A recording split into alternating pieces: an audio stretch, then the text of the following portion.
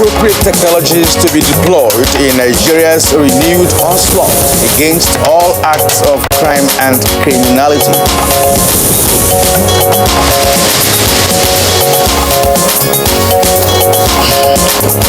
Nigerian Communications Commission allays fears of mass disconnection of telephone subscribers.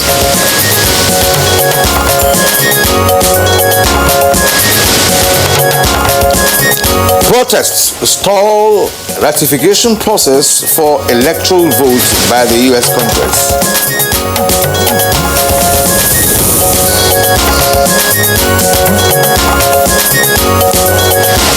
And on Good Morning Nigeria today, our focus is on securing Nigeria's land borders.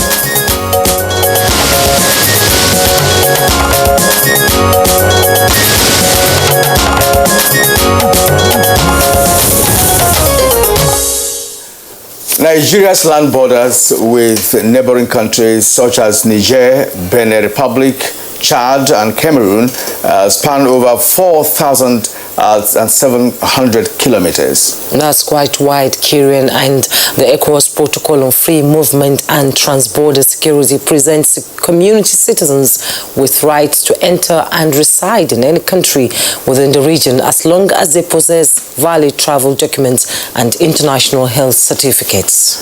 And this laudable gesture is, however, being taken advantage of by criminals, especially in Nigeria, where most sections of her borders are quite porous. And an example is in areas such as Damaturu and Maiduguri axis, where locals say there are about 250 footpaths or more that can be accessed through neighboring countries using donkeys, camels and cows. All right, and 84 borders have been formally approved by the Nigeria Customs Service, but experts indicate that several sections of the country's borders are manned by security agencies, paving the way for several crimes, including smuggling of illegal arms, prostitution, human trafficking, trafficking in human parts, and illegally exploited natural resources, drug peddling, and smuggling of vehicles.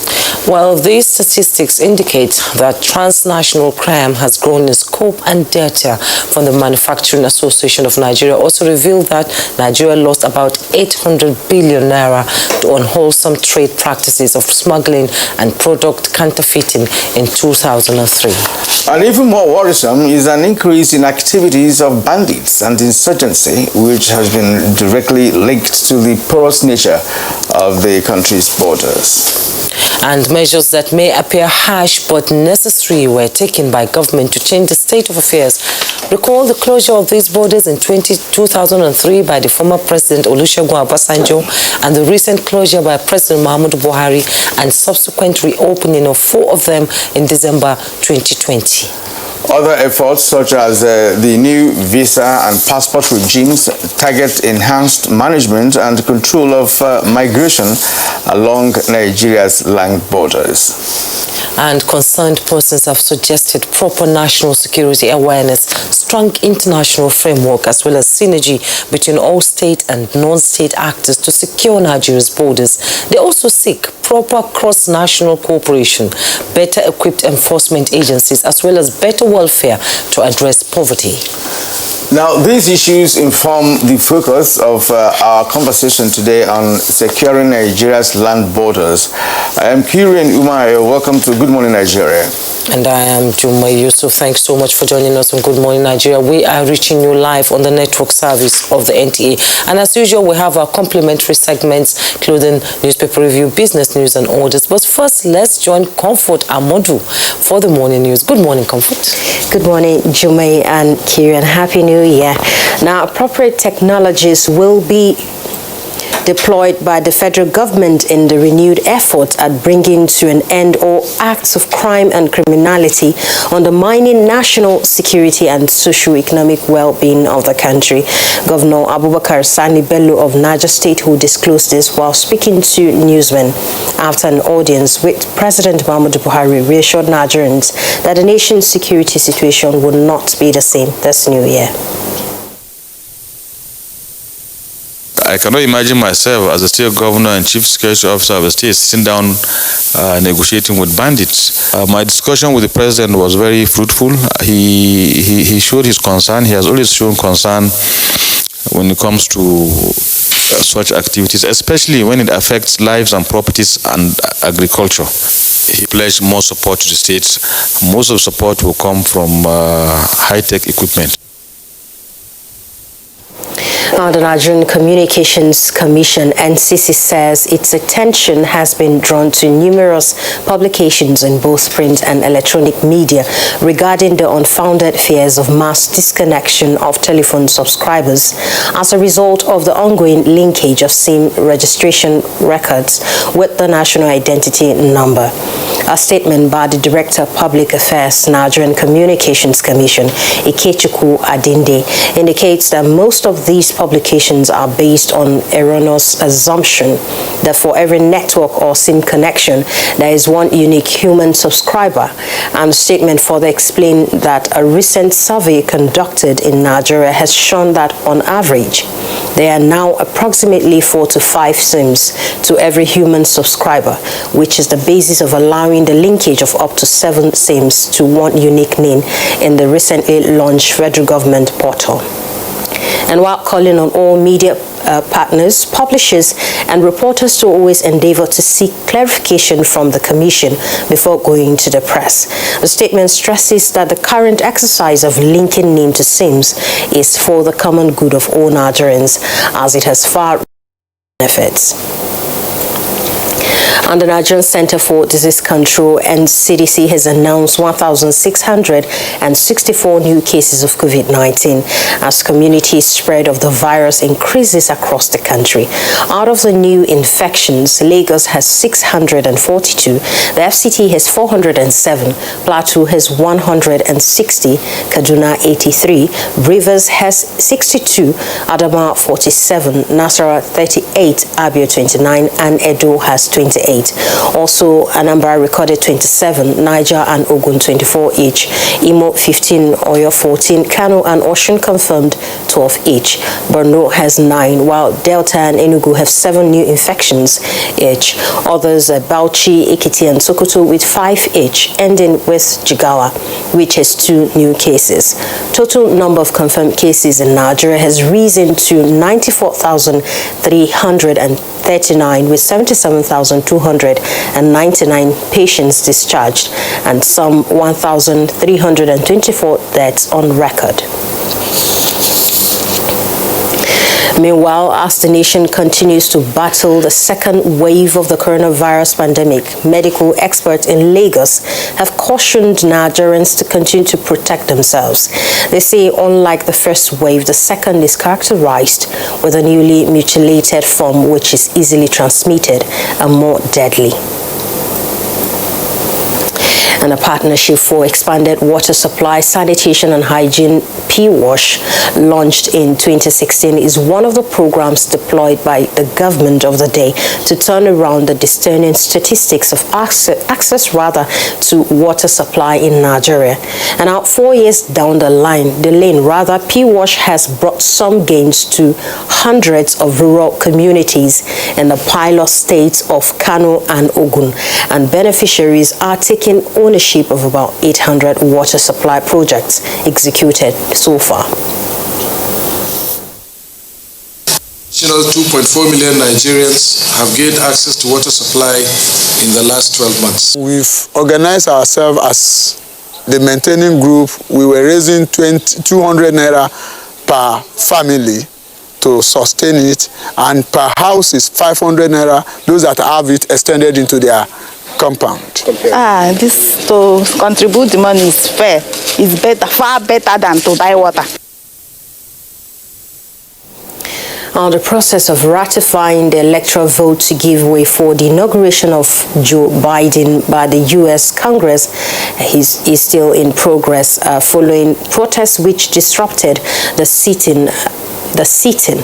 Now, the protest followed President Trump's statement to continue to contest the result of the election.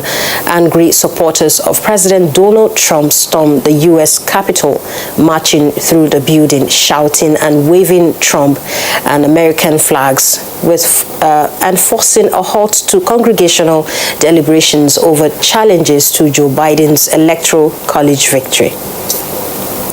And the U.S. Constitution provides that the Senate and House must meet to officially count and ratify the Electoral College result from all 50 states and Washington. President-elect Joe Biden has called on the protesters to respect the Constitution of their country and call of the protest. He also appealed to President Donald Trump to step up and talk to the protesters. And that concludes the morning news highlight. Good Morning Nigeria continues with Jumai and Kieran shortly after the break.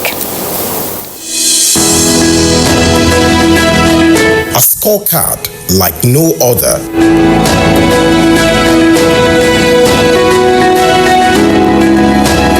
Government has put in place measures and initiatives principally targeted at youths, women, and the most vulnerable groups in our society. These included broad plan to lift 100 million Nigerians out of poverty in the next 10 years, the creation of 75 billion Naira National Youth Investment Fund to provide opportunities for the youths, and the Micro, Small and Medium Enterprises Survivor Fund, through which government is A. Paying 3-month salaries of the staff of 100,000 micro, small and medium enterprises, B. Paying for the registration of 250,000 businesses at the Corporate Affairs Commission, C. Giving a grant of 30,000 Naira to 100,000 artisans and guaranteeing market for the product of traders. These are in addition to many other initiatives such as farmer money, trader money, market money, Manpower, Tech, and Agro. These and more in spite of a recession and a global pandemic.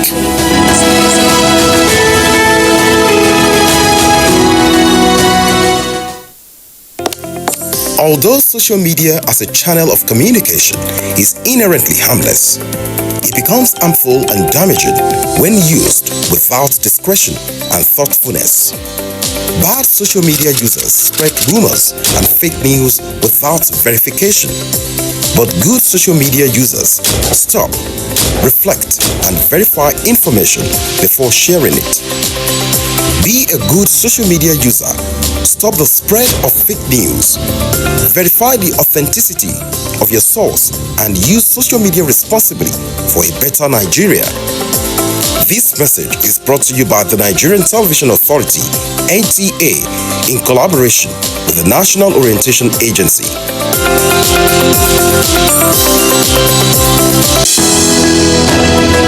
The Council of Our Fathers. My advice to these young people is please do not take us back to those harrowing days. You probably do not know what it is. Nigerian youths, let's build our nation together.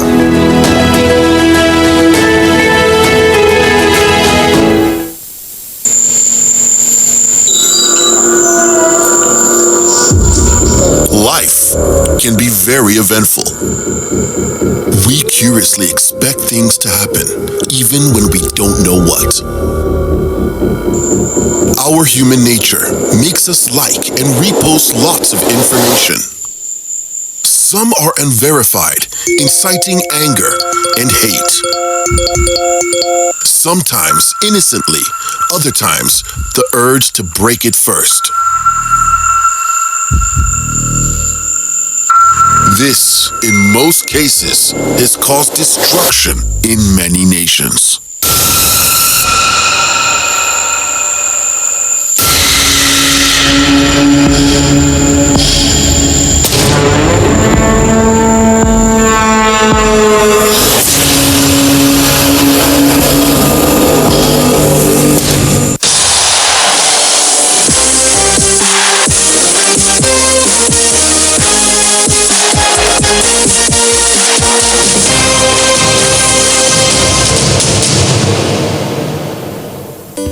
Dear customer, link your Airtel number to your national identification number today. Here are easy ways you can do it. Dial *121*1# on your Airtel line and follow the prompts on the screen. Type in your 11-digit government-approved NIN number. You will receive a confirmation message to confirm your entry. You can also visit www.airtel.com.ng/NIN to link your phone number to your NIN. If you do not know your NIN, simply dial *346# to get it. No stress, no wahala. Airtel, the smartphone network. You're watching Good Morning Nigeria on the network service of the NTA. Now, let's go business. Nigeria Customs Service gives update on 2020 revenue generation. Let's now join Kunle Adeyeye for details of that package. The Nigeria Customs Service says it generated over 1.5 trillion naira in year 2020. Public Relations Officer of the service, Joseph Attar, in a statement disclosed that the amount realized in year 2020 surpassed its target of 1.3 trillion naira for the year, which is also more than 1.34 trillion naira generated in 2019. The statement further states that the Comptroller General of Customs, Hamid Ali, attributed the feat to the resolute pursuit of what is right and willingness to adapt to changes brought about by the global health challenges occasioned by COVID-19. The customs boss emphasized that the service revenue generation profile has been on the increase based on the ongoing reforms and pledged the service readiness to diligently implement the outcome of the diplomatic engagements as the land borders are reopened. And here are the details of Wednesday's tradings on the floor of the Nigerian Stock Exchange.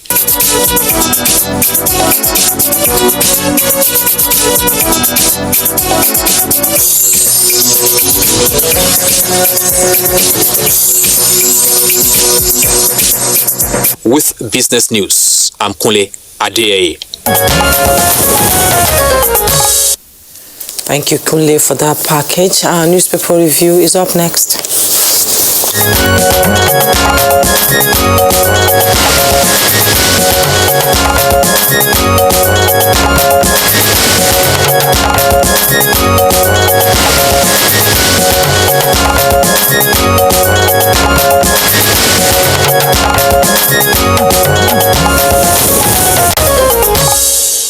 Now it's time for newspaper review. We are yet to see our daily reviewer by our table. For now, let's begin with the Punch newspaper, which I here present. And above the nameplate of the Punch newspaper, we have Sultan's JNI tackles Kuka, says Christmas sermon targets Islam. That's on page 18 of the Punch newspaper. Private public institutions providing names in villages, says federal government. Customs revenue rises, generates 1.56 trillion naira in 1 year. That story is on page 19. As a matter of fact, both stories is on page 19. That of private public institutions providing names in villages, says federal government, is on page 19 as well. Now, below the nameplate, we have the lead story this morning on Punch newspaper. Federal government needs over 2.44 trillion naira to vaccinate 165 million Nigerians. That's on page 2. And that has three major riders. They say, don't go for vaccine not suitable for our storage facilities, Tomori tells government. Now, vaccination not substitute for adherence to COVID-19 protocols, according to virologists. Now, SGF, Minister of Health, others in line to take vaccine dosage first. All right, now the photo story on the Punch newspaper shows applicants at the Nigerian Identity Management Commission office for their national identity number registration in Abuja. That picture tells a lot of stories now, because I'm not sure there's any COVID-19 protocol being observed in that photo story. But that's another aspect of the conversation we shall have this morning on Super Review. All right, below that we have a certificate forgery suit. Obaseki closes defense as ex-VC testifies. The story is on page 7. Kansiek disqualifies 6 candidates, alleges drug test failure. Kansiek is a Kano State State Electoral Commission. It disqualifies 6 candidates, alleges drug test failure. It's on page 18. Now, power-drunk NSDC officer attacks newsman, destroys punch man's camera. That's on page 4. Now, below is Bello meets Buhari, expresses frustration over Niger's worsening security. Bello actually is the governor of Niger State. The story is on page 7. 50 FCT dispatch riders arrested to undergo medical tests. It's on page 11. Now, 14 killed as cement lading truck and the bus crash in Kogi State. It's also on page 7. Juma. And right now, our newspaper reviewer, Bayo Toby, is in the studio. Good morning, Bayo. You seem to have run a little bit late. Bayo, you're welcome. Well, let's now go to the Daily Trust newspaper, and just below the masthead, we have village heads inviting bandits. That's attributed to Niger State Governor. You find details on page 3. Agric-based SMEs to get 6 years tax holiday. You find details on page 19. COVID-19 bites hard as more Nigerians die. Details on page 4. Labour kicks as Kano cuts salaries. With rider, other states can't even pay. That's attributed to the commissioner in Kano. Some of us got less than 18,000. Civil servants are lamenting there. Decision illegal. That's coming from the labor union. And the picture story you see there, something that the shocking episode that happened in the US yesterday. You see Trump supporters out there protesting in Los Angeles, California yesterday. Trump supporters clashed with police and security forces as people tried to storm the Capitol building in Washington, D.C. yesterday. And supporters listen as U.S. President Donald Trump speaks on the LC outside of the White House in Washington, D.C. Chaos in D.C. as Trump supporters invade Capitol. You find all the details on page 7. Just at the bottom plate of the Daily Trust newspaper, 22 die in Kogi road crashes. You find details on page 38. Woman 24 arrested for faking own kidnap. You find that on page 27. And consumers groan over high electricity tariff. Details on page 18.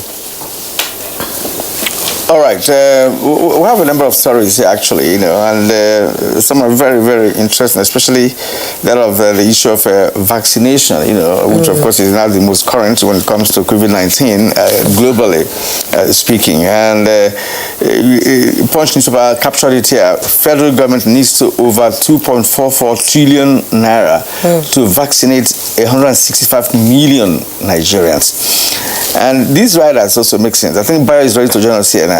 Don't go for vaccine not suitable for our storage facilities. Then vaccination not substitute for adherence to COVID-19 protocols. And then SGF, Minister of Health, others in line to take vaccine dosage first. Bayo, you may like to start with this vaccine issue. Yes, let's start with the issue of the vaccination. The advice there that we should go for vaccine suitable for our climate is referring to the Pfizer non-biotech vaccine, which has to be stored at minus 70 degrees centigrade. The same thing goes for the Moderna vaccine. And therefore, what the advantage we have here is that AstraZeneca vaccine can be stored in normal refrigerator, and that is what is being referred to there, that is conducive for our own climate, because we have challenge in storing the vaccine at minus 70 degrees. That is an Antarctic temperature. That's it. But talking about the cost of the vaccine, the Punch is doing some arithmetic because they are looking at what the information that was given by the National Primary Healthcare, saying that we are going to have 42 million doses of vaccine, and this, according to the report, is going to be free, but it will only cover 20% of our Nigerian population. So the Punch computed that we now have 164 million Nigerians who are not covered outside that 40 million. And they calculated at Pfizer vaccine at about $19.5 for a dose. And everybody is requiring 2 doses. That's $39. And that's how they arrive at the sum of 2.44 trillion that has to be paid to be able to get every Nigerian vaccinated. But be that as it may, the alarm is still on. Yesterday we had as many as 1,664 new cases, and unfortunately we lost 5 of our competitors to COVID-19. And the epicenters are still the same area. Lagos had as high as 642. FCT 407, Plateau 170, Kaduna 83, and Rivers 62. Again, we are now beginning to see the examination result we did when we abandoned the COVID-19 protocols during the Yuletide period for our celebrations. This is the result that we are beginning to see now. But we need to be more careful. On the issue of bandits, Governor Sani Bello of Niger State is lamenting that bandits are totally out of control in Niger. And he laments that they are coming through the international borders because Niger State has border with Benin Republic. And he says that the criminals are recruited from within and outside Nigeria through the social media. And that is the danger, because the Islamic State West Africa is recruiting persons through the social media across the West African sub-region. And he says that traditional rulers and some natives are the ones inviting the bandits. But he says his administration will deal with that. But however, he has ruled out anything that has to do with negotiations. But he said because initially he was reluctantly considering it, but he found out that they are not honest. And so we call them bandits, but he said they are actually criminals, armed robbers. And Niger State has a landmass of about 73,000 square kilometers. Presently, it is about the size of all the 5 southeasties put together. Indeed, by the time part of Kwara was excised to join part of Niger, Niger State is currently the largest state in Nigeria. It has the largest landmass. And as we often say, the bigger the head, the bigger the headache. And that's why we're having all these myriads of challenges. On the issue that Kirian raised earlier on about people apparently on a run to the National Identity Registration Centers, the NCC says that there will be no mass disconnection of telephone subscribers. This was the panic that led people to rush on. So people can take their time. It was part of the statement that was released when the NIN registration and, to merge with bank accounts or not. That was, if you don't do it by the 16th of January, your line will be disconnected. Well, so what they are saying now that your lines will not be disconnected, and so there's no need for panic. Incidentally, I went by a NIN registration center yesterday. You need to see the masses of persons there. Social distancing has completely been jettisoned, and the organization was very, very poor because there was a lot of disorderliness. Part of our problem in this country is planlessness. Yes. Planlessness. And perhaps because of division of powers, someone could just rise up from his office and make a statement. If you issue a statement saying, look, that on so date, which is about 2 weeks, that you're going to cut people off their lines because you do not have names, without taking cognizance of the fact that names did not go round. People did not have that. Not everybody that registered even had the number. Yes. What about people in the villages? We have more Nigerians in rural areas than city centers. So what are you now trying to do? You now want to excommunicate those who are in the rural areas. So why won't people rush? And when people are rushing, they are queuing up. We can look at the crowd we're talking about. And talking about COVID-19. And again, from the figures we're getting, COVID-19 is really coming in. It's really coming in. And as a matter of fact, we don't wish anything, we don't wish ourselves any evil, but as it is, if you know what happened in America and in Europe, COVID-19 is not different. And we're talking about the new variant, right? Which is usually very potent, very potent and very dangerous. So these are the things that we're talking about. And if things are well planned, there's no reason why people should rush. And I don't even see the reason why you should give a deadline for people to register names and what have you. Fire brigade approach. We're talking about criminals who are in the hinterland. We're talking about bandits who are in their hundreds, if not thousands, attacking communities now in Niger State and other parts of the northern Nigeria. That is what I should call security issues that we should have. I know that it's good to tackle security matters using names, numbers, and all of that. That is quite okay. But what is biting the country presently are the people in the bush, the bandits, unmanned areas, ungoverned areas. They have government of their own. They have guns, very superb ones as well. They have mobility. They're mobilized. Ironically, that's one of the reasons why they are doing the name. For security purposes, to be able to track these criminals who are calling people and extorting money. This is one of the reasons. And it will interest you what the Nigerian Communication Commission is saying. They say their survey showed that there are 4 to 5 SIMs to every individual. So, and if you have NIN like I have, I didn't have to go anywhere. At my home, on the social media, I've been able to link my NIN, my national identification number, which I didn't have. I sought it from the internet, and I have been able to link it up to my SIMs. But how many people can use that technology? If you have the NIN, you can. But those who had not registered a priori, those are the ones that are the challenge, and they are in the majority, especially among the youths. I think that banditry in Nigeria is business. It's not business. Because yes, if the governor of Niger State could complain that some village heads are inviting bandits, then it is business somewhere. He has been complaining. Some people are making money out of it. That's why they're still there. They're in Katsina, they're in part of Kaduna, they're elsewhere, they're in Zamfara. Traditional rulers were suspended. Exactly. For relations with bandits. But what happened after that? What? That's the $1 million question. What happened after the suspension? So it's back to business as usual. American democracy yesterday saw one of its biggest challenges. President Donald Trump invited his supporters and challenged them to have their voice heard at the Capitol Hill. They invaded the Capitol Hill. One woman was shot. She later died. One policeman was injured and rushed to the hospital. As at the last count, 26 persons have been arrested. The whole idea was to stop the recount of the electoral votes, which was supposed to go on. Unfortunately, they didn't succeed. The president-elect challenged the president to call off his mob that has descended on the Capitol Hill. Eventually, he had to do so. He did so with a lot of underlying issues.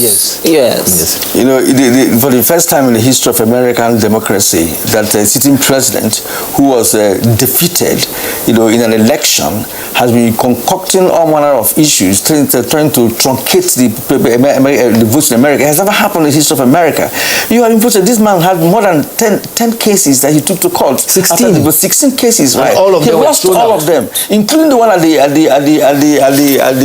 Supreme Court, where he nominated the judges, and they threw it out. He's not satisfied yet. He's still doing it. So for me, yesterday, it was laughable to see such a democracy being decimated. It was shocking. It's still ongoing. Yeah, it's still ongoing. The objection now that has stalled the counting is that of Pennsylvania. They are voting now in the House for the objection. As at the last count, President-elect Biden and Harry had 244 votes, and Donald Trump had 157 votes confirmed. When they finish the objection and come back, they will continue, and it will not be any difficulty for President-elect Biden to score the 270 required votes. In fact, he's going to get about 302 votes. About 300, yes. Yes, the shock waves just kept going and going. Well, there's some good news on the part of the Nigerian custom, and it will shock many people. In spite of the COVID-19 that devastated the nation in 2020, Nigeria Customs Services say that they were able to generate 1.562 trillion as revenue for 2020. And this exceeded their target, which was 1.38 trillion, by 181 billion. In fact, we didn't have coronavirus disturb us in 2019. In 2019, they were able to register what was about 222 billion, less than what they registered this time. So, in spite of COVID-19, the Nigerian Customs have been able to do well. And one other challenge is this. They now have had electronic scanners. 7 of them. The Custom Ministry of Finance acquired about 3 for them, and the Central Bank is processing about 4. And they say that if they are able to have the scanners, they will be able to carry out the activities more rapidly. And at the end, if they are able to complete, they are going to have about 300 and how many scanners to cover all the 135 scanners to cover all the activities in the country. And that will go a long way in delaying, eliminating the essence of delay. You will be shocked to find out that they say that the process of clearing the freight from China to Nigeria is cheaper and faster than clearing the freight from the port out of Lagos into Lagos City. Yes. All right, now to the editorial this morning from the Nation newspaper. Underrated challenge. COVID-19 is ravaging fiercely, but we seem to be defying it, and it's a shadow of death. Well, the truth is, the challenge is real, enormous and dangerous. Recent fatality count from the pandemic include former University of Lagos Vice-Chancellor Professor Oyewusi Ibidapo-Obe, and former National Institute of Policy and Strategic Studies Director Professor Habu Galadima, among others. His comedian, Ali Baba, says he is only fortunate to be a survivor. And if I read also what Ali Baba said, you know, he said that, look, where he was staying at the COVID center, that he personally saw 5 people on a day that were removed from there who died. As a matter of fact, as a comedian in Nigeria, he's making it known to people that, look, there is COVID-19, and he has been affected, and he didn't have a very beautiful Christmas because of that. So I hope the Nigerians will just take a leaf from that, because some people still believe it doesn't exist. Yes, I think the editorial is reminding us that COVID-19 is real and is a threat to everybody. And the only way to be safe until there are vaccinations available is to observe the COVID-19 protocol. Protect yourself. COVID-19 has no legs, it doesn't work. It is we that work to meet COVID-19. And unless you protect yourself, you are vulnerable. And that myth that it is only for a certain class of people has been broken. The danger now is the new variant that is more deadly and more devastating, and we all need to observe our COVID protocols. And the variant is a result of mutation. Viruses mutate with time, Naturally. Viruses are known to mutate after a while. They change forms and then take new shape. Okay, Bayo, thanks so much for your contribution this morning. Thank you. It's been a pleasure. This is Good Morning Nigeria. We'll take a break now. When we return, our conversation will begin. The counsel of our fathers. I will urge and advise our younger generation to use talent and brain to sort out problems, not arms.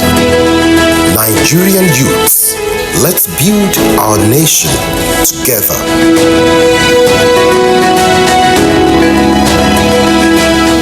Nigerian youths are about the greatest assets the country has at the moment. It is therefore not surprising that the administration of President Muhammadu Buhari is strategically responding to the yearnings of the youth through multiple projects and programs. Youth Entrepreneurship Support Years by Bank of Industry, the Youth Investment Fund by the CBN, and several other conditional cash transfer programs. Recruitment of 774,000 social workers, majority of whom are youths, and so many other projects that are beneficial to youths directly or indirectly.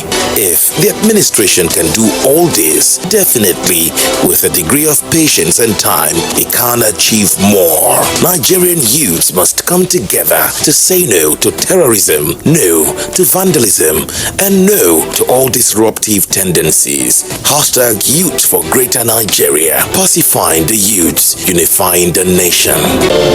These days, people get their news and information from more media sources than ever before. Some of the news and information given are fake, unverified, doctored, and manufactured to create confusion, stir disaffection, and cause disunity. Before you believe or share any news, ask yourself, is this real? Is it from a credible source? Is it verified or verifiable? Fake news is dangerous, whether you do it for fun or for political gains. Real people can get hurt. Fake news, don't create it, don't spread it. This is a public service announcement from NTA. Disinfect and protect your home with Jik. Jik kills 99.9% of illness-causing germs. Disinfect floors, kitchen and bathroom surfaces, and wash white cloths, towels, and dishcloths with Jik bleach. Just Jik it.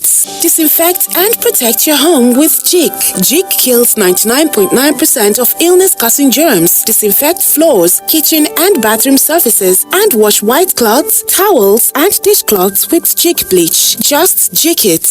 Do you know that 35% of every girl child and women are raped on daily basis?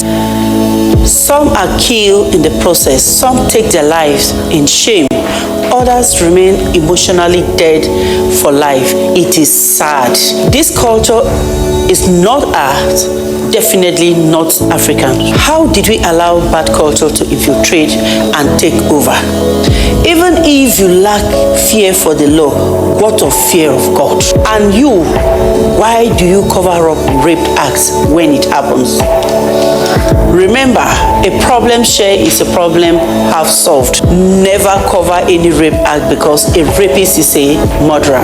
It could be you or your loved ones next. Women must be treated like the prize gem they are. Say no to rape.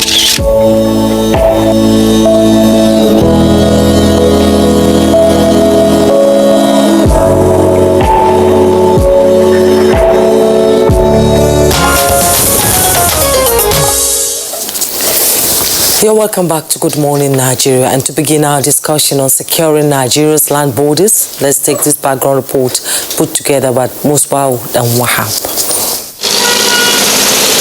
The announcement and subsequent reopening of Nigerian land borders after about 16 months was greeted with mixed feelings.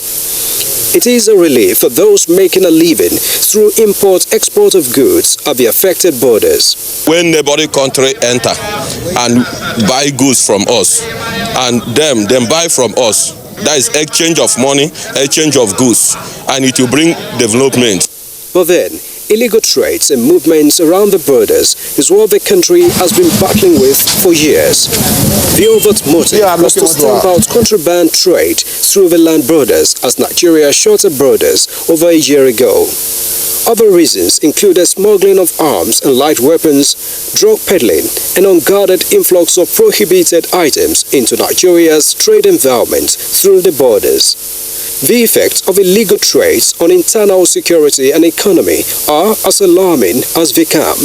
Experts have also attributed the unending insurgency and banditry in parts of the north to the porosity of the borders through where the terrorists get supplies for sustenance and reinforcements. Now, following the reopening of some other borders and the African One Market and other international charters and treaties which Nigeria is part of, the worries have increased over the security around the land borders.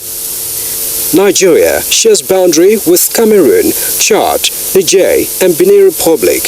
But apart from the 84 approved borders, according to Nigeria Customs Service, the country's security agencies have a lot more illegal entrances to check. So, how to reconcile trans-border trade with internal security will be part of a discussion on Good Morning Nigeria today.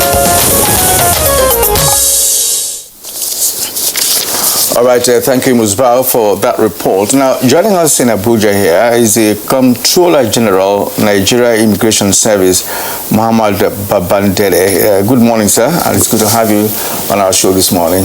Good morning, Bios. And also in Abuja is the former Deputy Inspector General of Police in charge of operations, Habila Joshak. Sir, it's good also to have you join us this morning on Good Morning Nigeria. Good morning, viewers, and thank you for having me.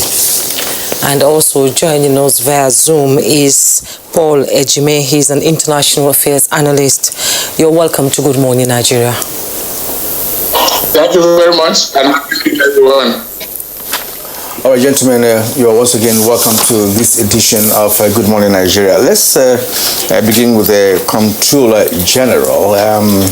Developing a border management concept for effective policing of any nation's borders is apt, considering the fact that Nigeria closed her borders for 16 months and now we are back again. We have watched you on several fora talking about the facilities and the number of measures put in place currently to ensure that our borders does not return to its porous nature that actually led to its closure ab initio. Let us have a feel of what has actually happened and why Nigerians should now begin to believe that we are not going to go back again to the days when our borders cannot be trusted with respect to security. Thank you, viewers. So what is important is a strategy. If you plan to do things, if you don't plan properly, you will go back to the old method of doing things. The president directed the closure of the border for good reason. There were a lot of challenges, and some of these challenges might still persist. Challenges of goods, challenges of people, which threatens security, threatens economy, not only for us, but also for the region. Because when we closed the borders, people thought it was only a Nigeria issue. It's a regional issue. If we prevent people from leaving Nigeria, we are preventing the region from insecurity or goods from leaving Nigeria. So, but for Nigerian Immigration Service, I will not talk about goods. For Nigerian Immigration Service, we have developed a strategy called Border Management Strategy 2019 to 2023. It's a document supported by EU. The European Union supported us and coordinated by International Organization for Migration.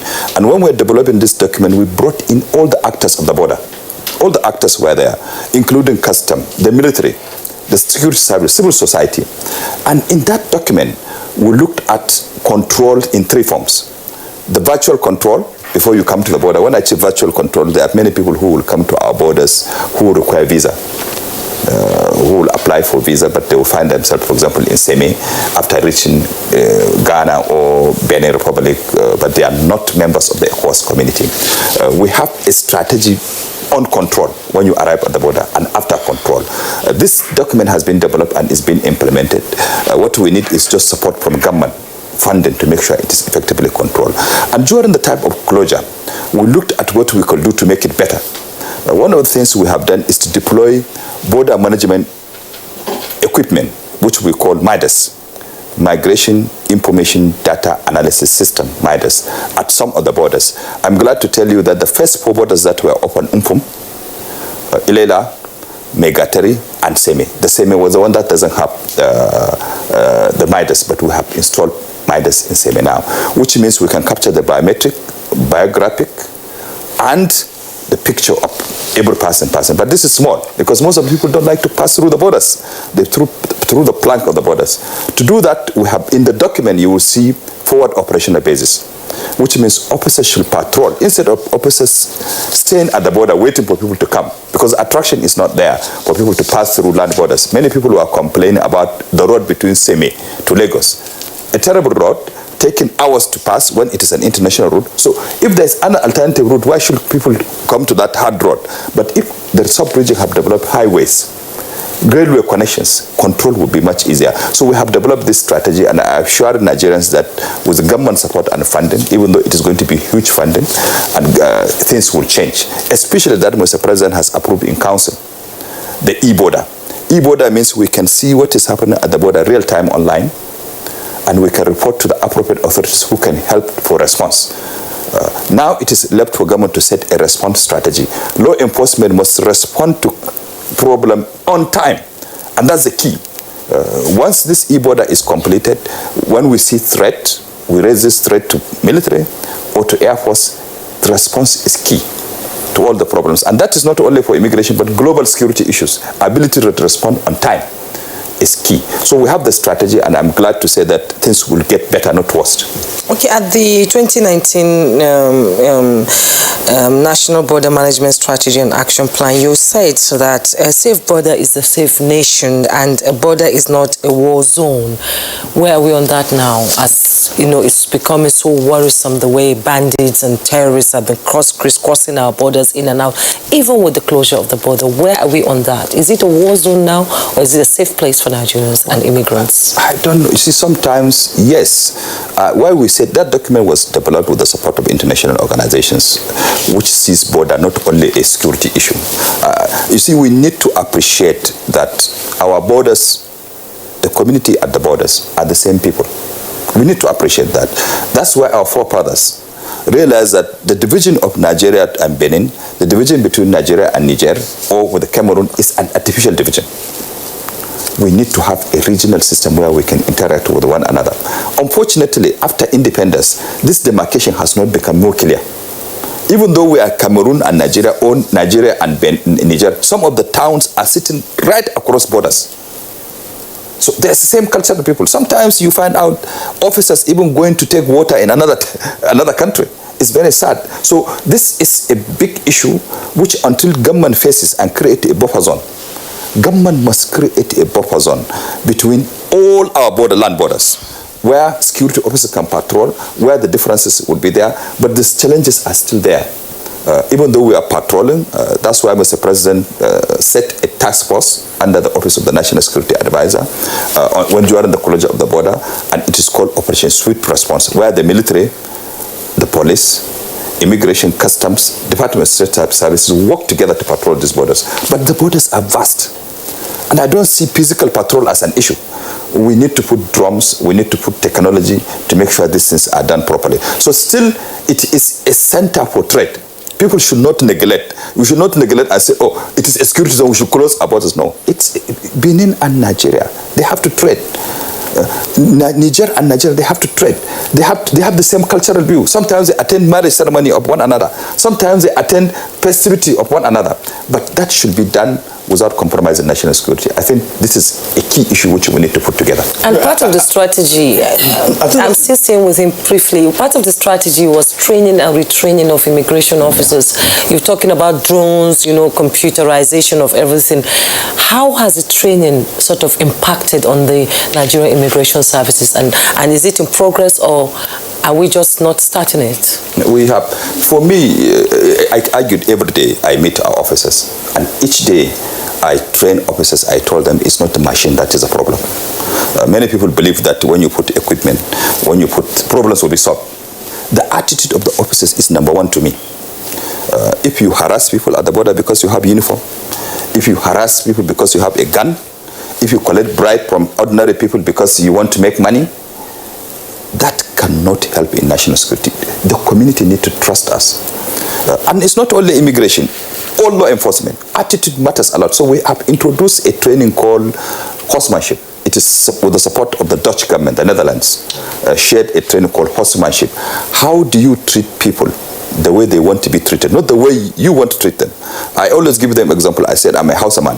If I see a chip in Igbo land, if I send rank cadet to him, I've not done well. Yes. But if I say Igwe, he will appreciate me because that's how he wants to be treated. But that doesn't compromise me from taking him to detention if he commits a crime. So that is the attitude we have introduced, horseman training, and we have done training for equipment. The equipment we have put in, the Midas equipment, I'm glad to tell you that it is being installed, serviced by immigration officers. It's not done by contractors. All the Midas equipment we are putting in the airport, we have succeeded in the airport, we are putting in the land borders, are being installed by immigration officers themselves. But corruption is another issue, which requires more than training. Yes, you will, just last 2 days, we have officers who were arrested in Semi. Some officers called me in the villa that they are going to Semi. I should help them talk to the people at the Semi. I said, no, let them test the ground. I said, take the road, go.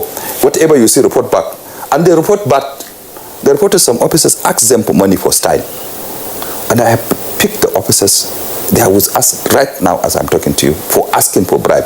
And asking for bribe is not asking for money. There are many ways to ask for bribe. Oga, save Johnny, it's bribe. Oga, if you come back, will remember us, it's bribe. These are issues we want to put across in the system. And I'm glad to tell you that we are not building a system of corruption that is based on a chain. We are not telling them bring money to me. It's key. If you are collecting bribe from your juniors, and the juniors, your controls are collecting from down, you cannot kill corruption in the system. But if you cut that, there will be a success. And I'm glad to say we're doing that. I think it's very interesting, to hear this from you, because what Nigerians believe is that the men on the road are collecting for the organs. In fact, you need to even bribe your way to be posted out, where you'll be seeing the money in the first instance. That's what many Nigerians believe. Finally, before we leave you and talk to others, we learned that there are 84 borders which have been formally approved by the Nigerian Customs. And we also know that there are unmanned parts of the borders, areas where security agencies are not present. All right. And how are you managing these 84 official borders? How are you managing these 84 official borders? Or are they not perhaps recognized by your office in terms of facilities you have, in terms of your the workforce that you have or personnel that you have to man these areas? Let me correct a impression. A border is not approved by an agency. A border, by definition, is a place where there is custom and immigration. Simple. Anybody, anywhere the government feels that this is a place where custom immigration should stay and is a point of entry, is a border. It could be land, it could be air, it could be sea. There are 84 active borders, but we have 15 forward operational bases for patrol. We have mini, we have midi, and we have maxi borders. The big borders, we are concentrating on them. Some of them have international route, like Seme. It's an international route border. Like Ilela, like Umfum. They are international border connected with the countries traveling from long distance. And these borders, what we are doing as a service, we recognize them. We have officers there. We have accommodation for them. But we're also installing machine. What we are trying to do is to upgrade these land borders to the status of airport. If you pass through our airport today, it is not the same airport you see the last 2 years ago. The airports have changed because we have put equipment that we can analyze. Today I can analyze how many trips you make with your photograph as you pass the airport. So I'm concerned, sorry, I'm not cutting you short, but just to enable you to amplify this question so you can talk to us directly on the issue in question. The major borders you're talking about, yes, are properly programmed and manned by your men and perhaps other security agencies, but there are many more. They are not manned. This is where we talk about criminality, illegal arms, prostitution, human trafficking, and all of that. So that is where that's the crux of the matter. Otherwise, there would have been no need to close the borders if the major ones are the only ones to man. So what happens to the rest of them that are not properly manned? That's what I'm saying. That Mr. President said the Operation Swift Response. It's not for them to live at the border. They were to patrol along the planks of the border. And we have established forward operational bases. Forward operational bases, go and see one in Daura, go and see one in Mpum. The forward operational basis is not located in the border. It's located along the planks of the borders. 30 officers with patrol vehicles, with communication equipment, with armory, detention center, and they are working on ship. They will go and patrol along the planks of borders and come back. But that's not enough. The e-border is a solution. These people will carry cameras. Each vehicle, as President approved e-border, as they patrol, that vehicle will be mounted with the cameras, which will carry data and transmit to the central database. Officers on patrol, they have mobile, they can carry data. So the system is that technology is a solution, and officers don't need to stay at the location to solve the problem. We need to patrol along the planks of the borders to solve the problem, and this is what we're doing. Okay, Controller, thank you so much for your opening statements there. I'm sure Nigerians have become more educated on how the borders are manned. Let's now come back to Habila Josiah. It's a pleasure to have you on Good Morning Nigeria, Joshak. Thank you for having me. You DIG operations. I remember I interviewed you in Maiduguri during the Safe School Initiative when you went round the borders in Maiduguri. Yes. And can you tell me if things have changed across the borders for security reasons? Has anything changed from when you went there and went around the borders in Nigeria? Has anything changed, or has the insecurity sort of increased because of the porousness of our borders?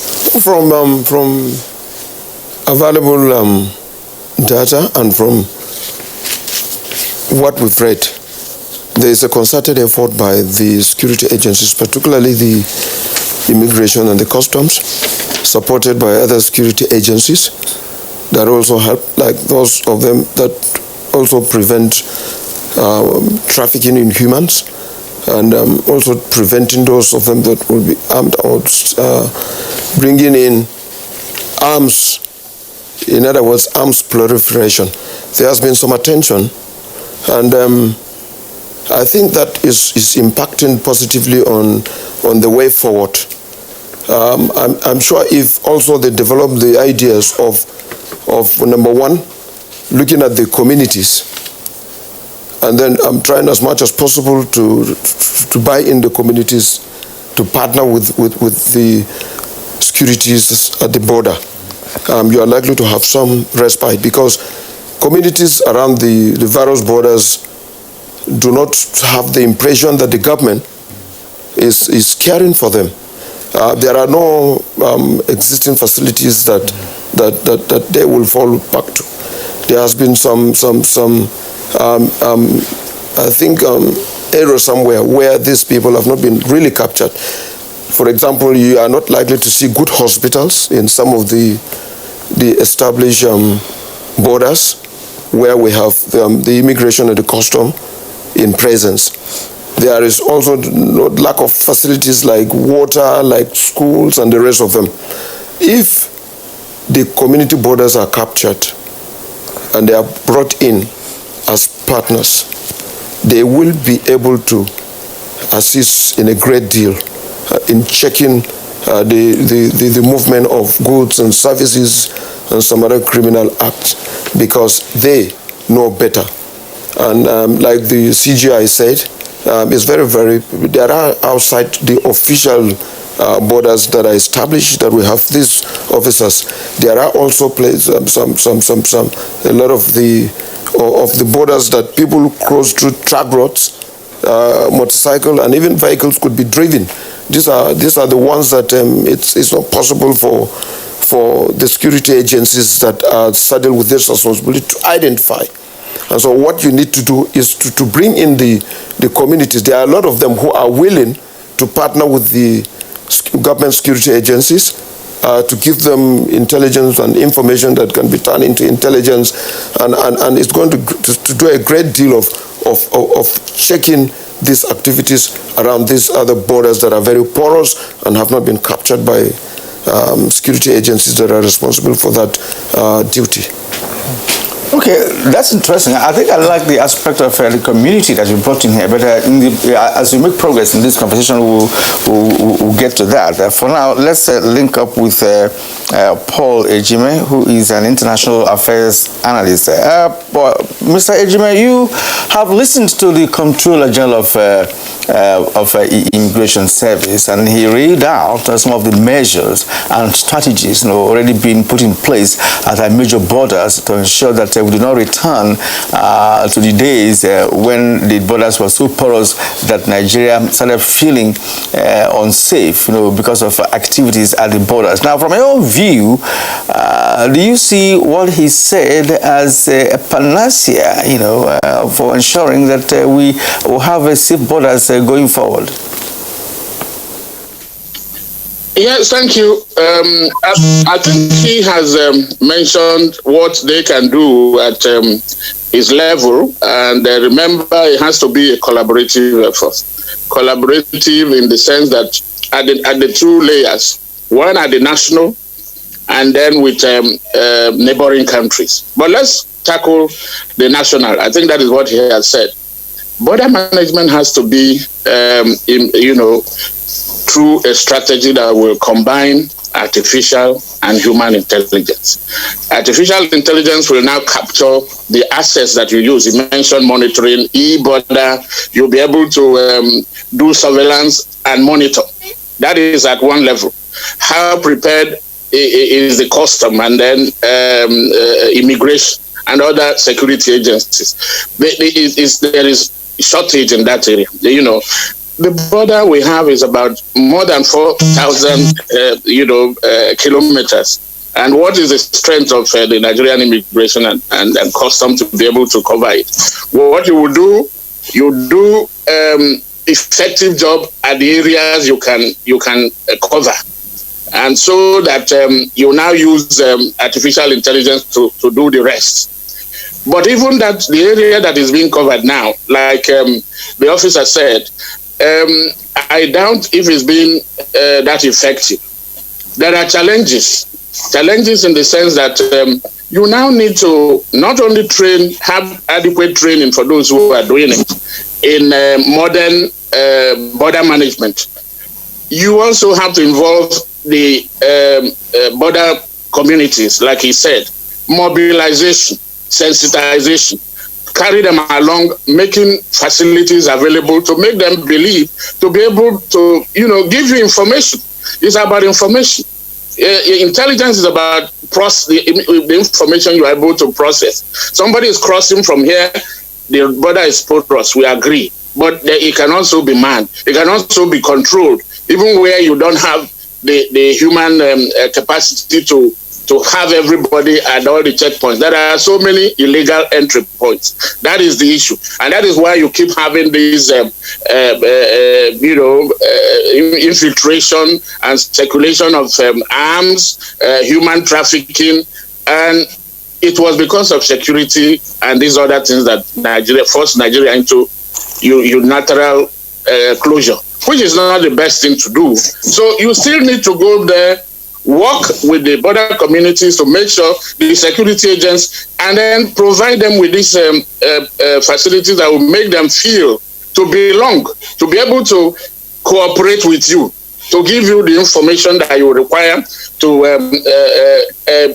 stem criminality, because that is what it is. But if you are not carrying them along, you are going to have some difficulties. If the personnel are not adequately trained to be able to even handle the equipment or whatever, or they don't have the integrity to resist. You have mentioned bribery and corruption. It's there. That much of, at times, the money that is supposed to go into government covers will end up in private pockets. All those things will have to be stemmed. So it is, a much more, hydra-headed challenge, but it can be tackled through some of these plans. But plan is one thing.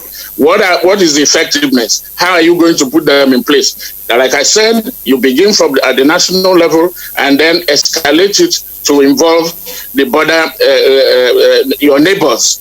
Your neighbors, that is going international. And still at the national level, the border communities will have to play a part.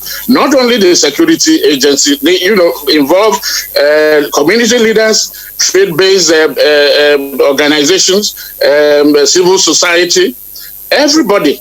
It is a collective responsibility because it has to do with security. So it's the issue is still inadequacy. The customs, I read when during your press review, you talked about what the customs have been able to generate. They can do more.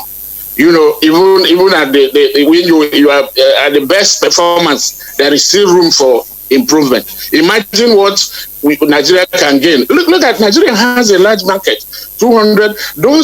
Ghana has the factories. Part of the problem they had during the closure is that they didn't have the possibility of bringing their factories were just producing, and they were not bringing the goods to Nigeria. Now Nigerians, the taste, the foreign taste for foreign goods that Nigeria. If you can produce something in Badagry and then take it across, stamp it as made in Italy and made in anywhere, and Nigerians will come, run after it. So, but all these things we have to curb our taste for. That is another issue. But let us concentrate on the border issue. Management is still a far cry. It has to take into account that we don't have to go back to this issue of taking action that will anger our neighbors. Your neighbor is the greatest security officer that you have, because they are the ones that will give you the information that will be useful to fight criminality.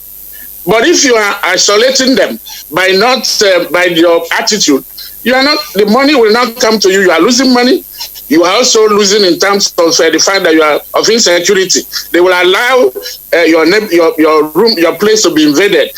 Look at the fighting of Boko Haram, Sambisa and all that. There was a time, Chad, the president of Chad had to be involved in one of the operations when Boko Haram, they were moving so close into Chad. He jumped into the fray to be part of, to go, become part of the foot soldiers. It shouldn't come to that. It is because the system has failed, and those who are supposed to do it, those who are supposed to present that defense, they have failed. That was why, you have all these incursions, insurrections. They can be curbed, but it has to come with effectiveness in border management, collaboration, cooperation, partnership with internally, and then with neighboring countries. I think that way, with all the arms, with all the elements, all the agencies that will have to do it. It's not. If you pass through the Seme or Idiroko, you have how many checkpoints? ECOWAS has talked about it, that you have too many checkpoints. That is not where the issue is. The issue is not preventing them from coming in. It's not after they have come in that then you now begin to do what you have. Already, the goat has escaped. The train has left the station. You should stop it at that defense. Present a preventive defense mechanism that prevents the criminals from entry. Because once they are in, you can never control the activities they will take up. So that would be my contribution. It's still work in progress. The customs, immigration, they still have to do their bit. The border communities and all the agencies. The man on the street, we also have to curb our things, like I said, for foreign goods. Let's eat what we can produce and produce what we can send out through. Mr. Paul Ejime, yes. I'd like to cut in there. We thank you for your opening comment. We are now being joined by Dr. Ona Homo, who is the President, Association of Industrial Security and Safety Operations of Nigeria. We thank you so much for joining us. Thank you very much for having me. Yes, you've had the opening comments from our guest here in the studio and Mr. Paul Ejime about the securing our borders. Let me ask you, on a scale of 1 to 10, can you assess the impact of the closure of the border on Nigeria's economy and how it has affected people across the borders, and if it is in the positive for the country? Thank you very much, ma'am. Well, I don't know if I'm competent to assess the effect of the border closure on the economy, except that I read news reports about rice producers being happy when the borders were closed. And then when my wife goes to the market, she complains about the high prices of food and all that. But I think I would rather look at the effect of the border closure from the point of view of security. How has it affected the security of this nation? And I think, to me, that is the litmus test. Because if a policy measure of the magnitude of border closure does not profoundly impact the security of lives and property in Nigeria, then there's a problem. So, but I think in this case, I would say that we have to look at how the security is, or what the problems are, what the vulnerability. I think that's how I prefer to call them. For example, we have all these illegal crossing paths, illegal bush paths. We have Okada routes through the borders. We know that we have more crossing areas than we have immigration officers. We don't really have effective management of our borders. What Baba Mutum, Mr. Babandede and his people are doing, they are manning very effectively the approved borders. That's Muritara Mohammed and other land borders and land borders, sea borders, what have you. But the problem, or I don't want to say the vulnerability, I don't want to go to the threat yet. The vulnerability here is that the illegal crossing, I think, which a minister put at 2,000 around the country, those are the real problems. Now, the federal government recently opened up 5 border posts, which is great. but those are 5. When you have 2,000 illegal crossing routes, so what happens to those ones? How do we man those? That is really the challenge here. E-borders are great, and the other technologies that are being deployed by NIS, they are fantastic. They are helping to keep Nigerians safe. At least those people who are lawful, either immigration or out migration, we are able to keep track of in terms of like the difficulty we have, human trafficking, infiltration by terrorists, at least through the normal borders. But my problem is you can see the manifestation of insecurity as is occurring in the Northwest right now. Because a lot of the threat, now I'm going to threat, now a lot of the threat we are seeing in terms of the people who are coming in and conducting a lot of, governing those ungoverned spaces in near Rugu Forest, that 5-state area, Sokoto, Zamfara, Kebbi, I might add Megida's state, Kebbi, Kaduna, Katsina. Those Niger, of course, certainly. A lot of those elements we have there. Yes, we have Nigerian grown problem. Certainly, we have a lot of that. But much of what we are seeing right now is part of the Mujao movement, through the Sahelian zone into the country. And I've said this so many times before. I don't know, when we are going to really get up something about it. So I think we need to understand the threat from that perspective and then understand that, in fact, the more profound issue is the security implication of border closure and border governance, border management, how we can more effectively manage those unmanned border routes rather than just, certainly what we are doing in terms of the regular routes are important because most people are law-abiding, but then we'll have the criminal elements who are going to give us a black eye if we don't do anything about it. Now, let me just stay with you for a while, because designing and building, border management into systems actually is more effective and efficient when it's fully incorporated into border activities. Now, you have given us an idea of what happens when some border areas are not manned.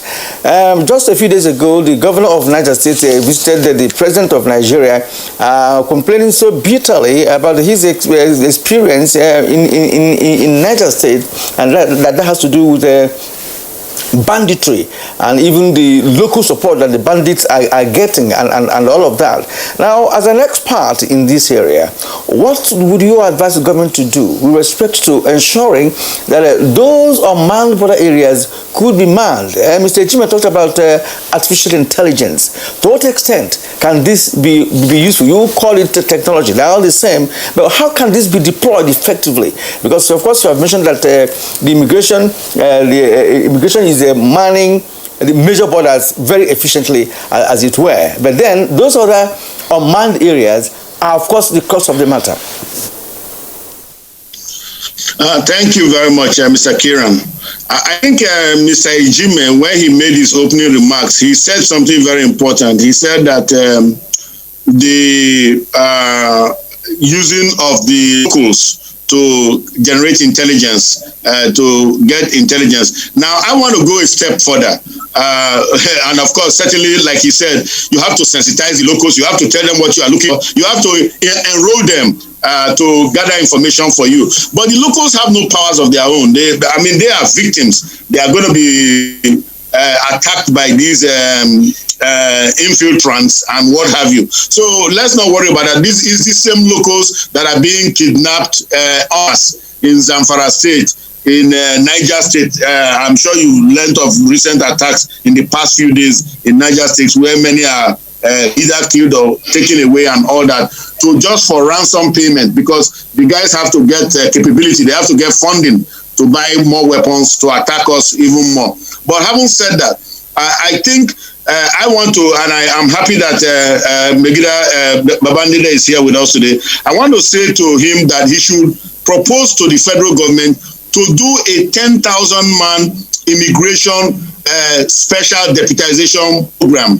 What do I mean by that? He needs to get at least, because one of the big problems of immigration, I don't know who said it, just whether it's DIG Joshua or Mr. Jimen, one of the big problems they have is they don't have manpower. It's a very thin agency. Yet we have a 4,000 kilometer border. And so it doesn't work because you must have the manpower to do the work. But I'm not talking about the really skilled, trained manpower, the people who do the e-borders and all the self-pack and all the nice things that immigration does.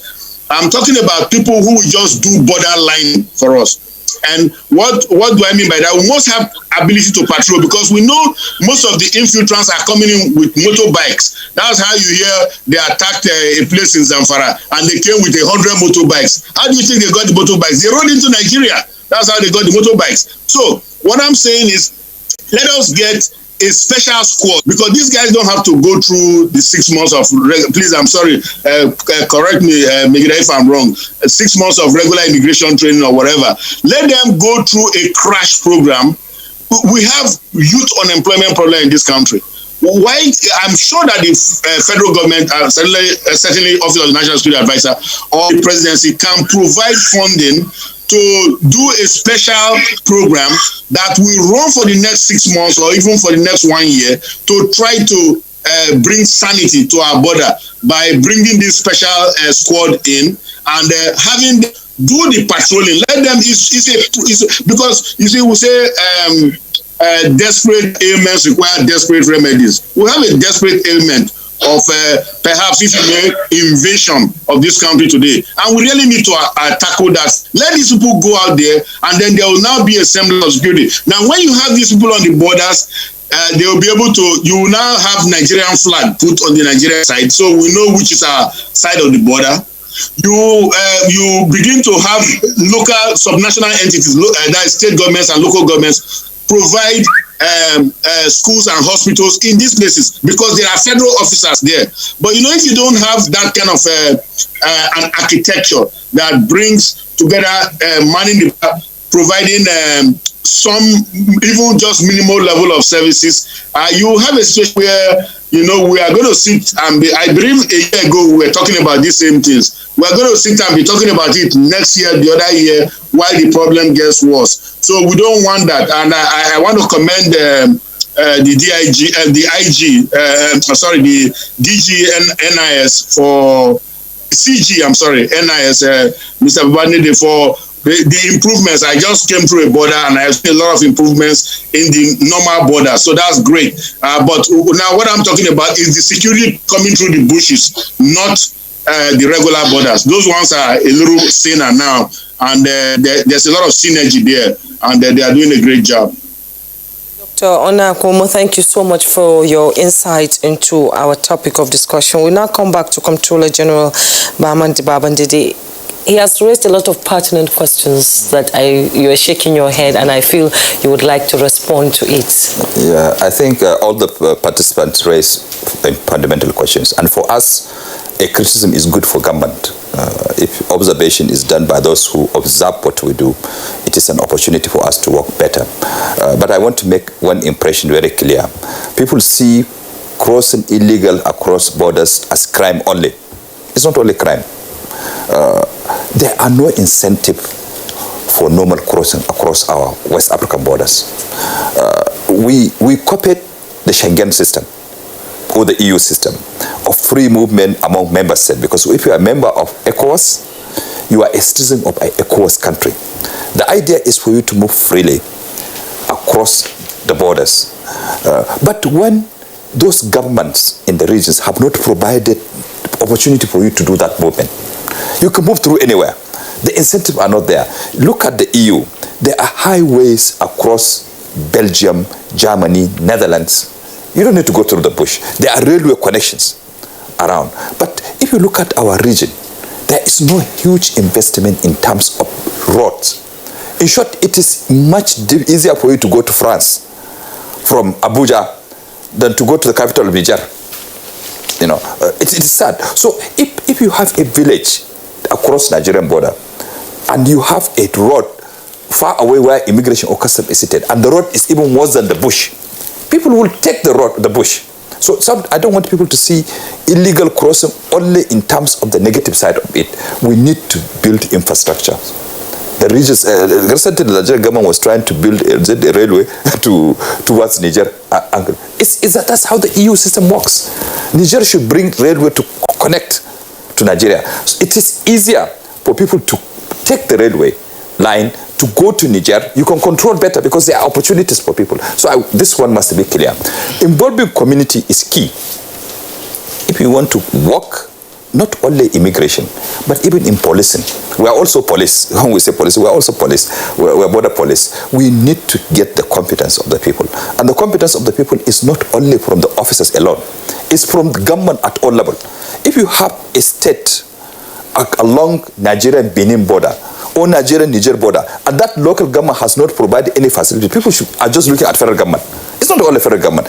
Governments at all levels need to provide that opportunity. If you have facilities, you have electricity, you have water, you have small road at the local government level, and then the officers are well trained, it will take it easier for you to cooperate with the community. When that community, I went to a border community in Benin, in Benue. When I went to the community, they say, you are welcome. Welcome, President Buhari. Welcome, Governor. They said they don't see anybody until January election. The road, they had to put plank for me to cross with the vehicle. So please let us talk of community policing or community border relationship based on the infrastructure and facilities we have given, so that they can have confidence in their local government, they have confidence in their government. But thanks, Dr. Ona, for telling us to employ more people. It's a good idea. But I keep saying that investment in men is better than investment in equipment. If we have enough additional people, we can take care of the non-conventional borders. What he said is correct. We have invested a lot in the approved border, but we need to invest more on areas where people are passing illegally. One of the strategies we did is the forward operational base.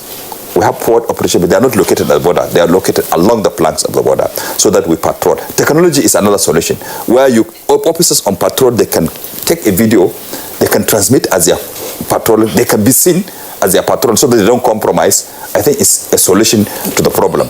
But for us, as far as the service we are concerned, we need to have a system together with the custom, together with any agency. I keep saying there is no good administration at the land borders like there are in the airport or seaport. If you go to Murtala Mohammed Airport, you have an administrative system where you have fund, for example, immigration, custom operate and the system. But at the land borders, everybody operates on his own. So cooperation is very difficult. As a service, we try to work. That's why when Mr. President said Operation Sweet Response, it became an opportunity. It's an opportunity for custom, immigration, the military to work together. Hand to hand is good. But as he said, it's not only a local issue, it's a regional issue. Immigration invited head of immigration of the whole sub-region.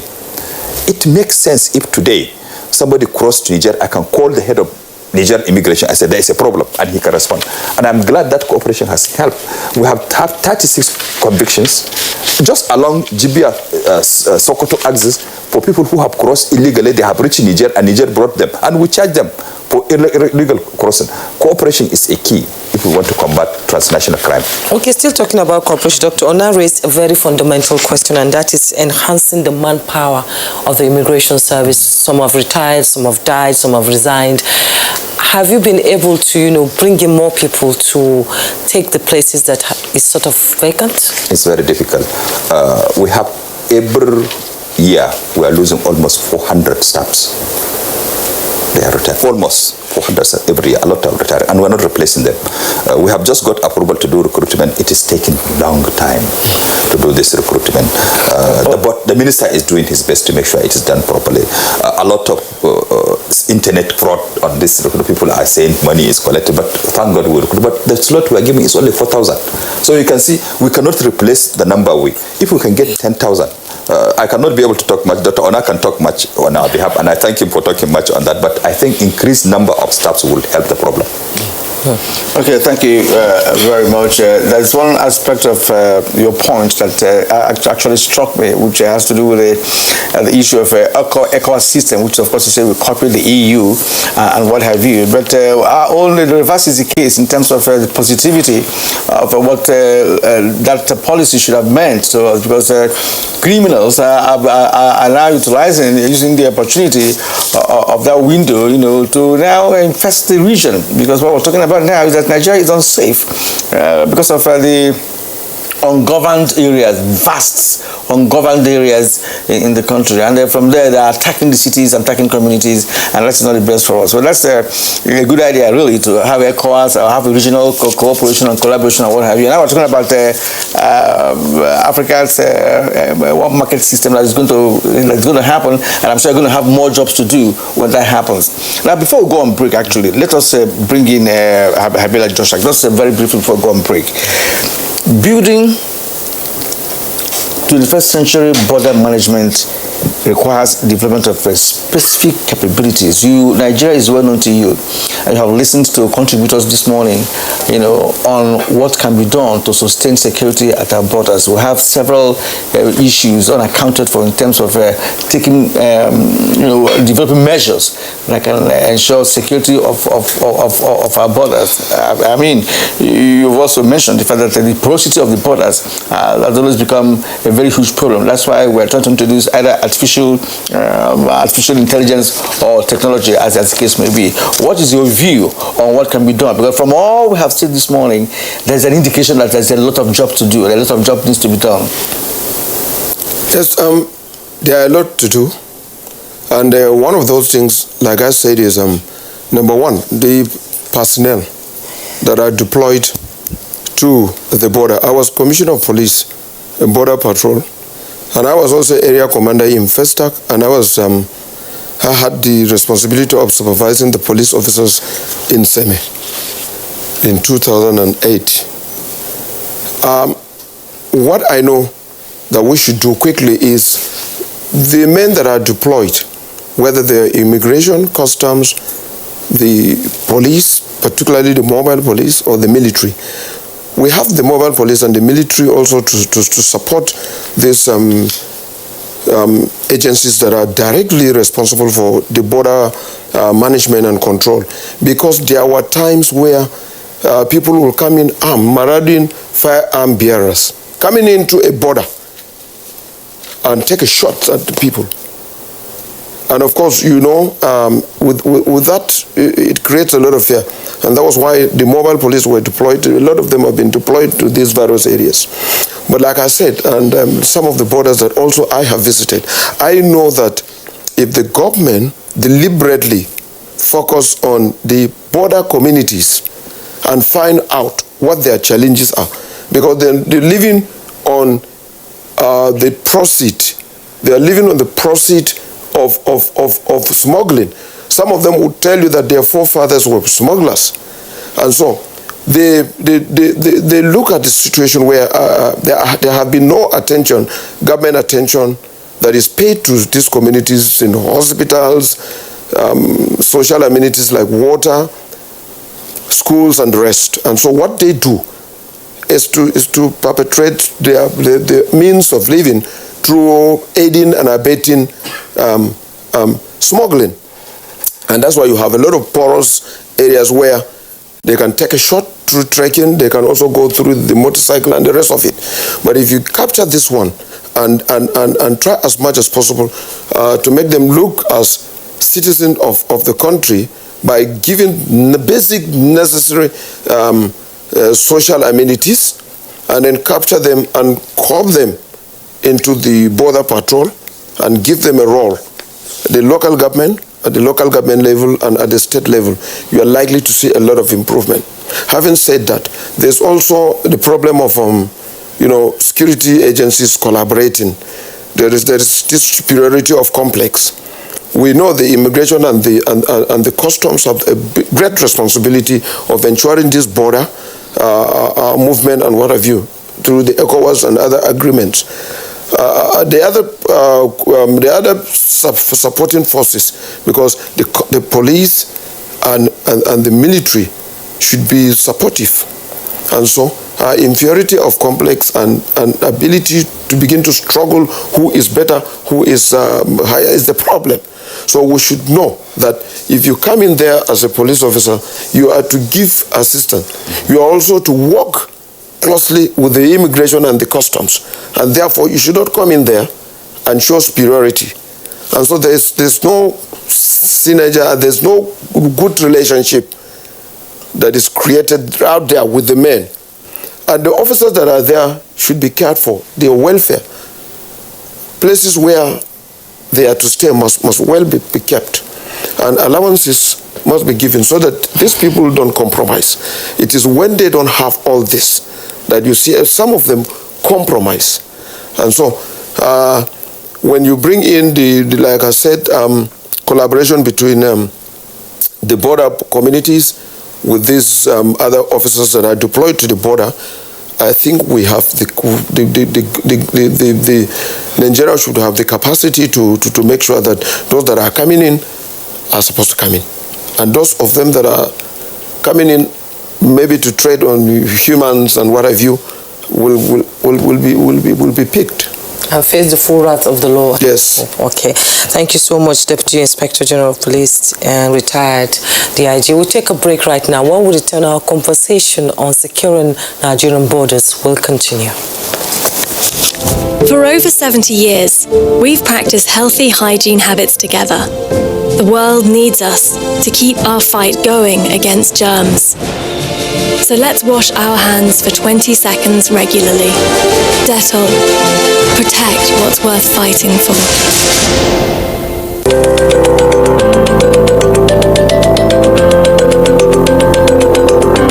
My name is Nando Jamda Mohammed. Stevita. Hussein Musa. Roduna Joel Tinji. Said Musa John. I'm a carpenter. I've been doing this for more than 8 years now. And I said a plantain. Nakai Kimami Shekara Uku. I've been selling my tomatoes for about 10 years now. And I do it for a better Nigeria. And I do it for a better Nigeria. Now when the Sana and Lemuni Domin Nigeria to take about. And I said Domin Nigeria to come. And you can see how we're doing our small little work to make Nigeria great. As you can see, I'm a technician and I'm doing it to help myself and to help my generation. Ina zaune ne a plateau na business. Kuma ina yin wannan domin ci gaban kasar nan. A new edition of TV Guide is out with special focus on the game changer, His Excellency Governor Abdullahi Sule of Nasarawa State. Broadcasting in a digital economy, Maxwell Logo gives an insight. This edition also features Nancy Naji of AIT, a name synonymous with business. Meet the NCDC boss, Dr. Chikwe Ihekweazu. TV Guide, your indispensable companion, also x-rays the relevance of social media in the modern society. Meet some TV professionals who have impacted their spaces and other inspiring stories in sports, entertainment, and lots more. Grab a copy at the vendor near you or NTA stations nationwide. TV Guide, your indispensable companion.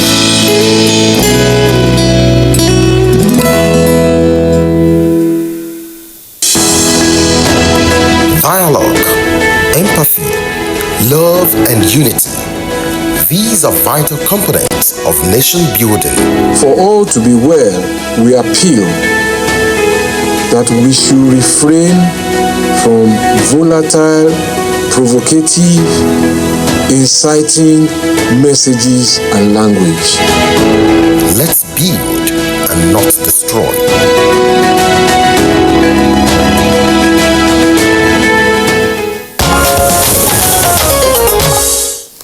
Thanks for rejoining us. Now, a number of tweets have come in during the break.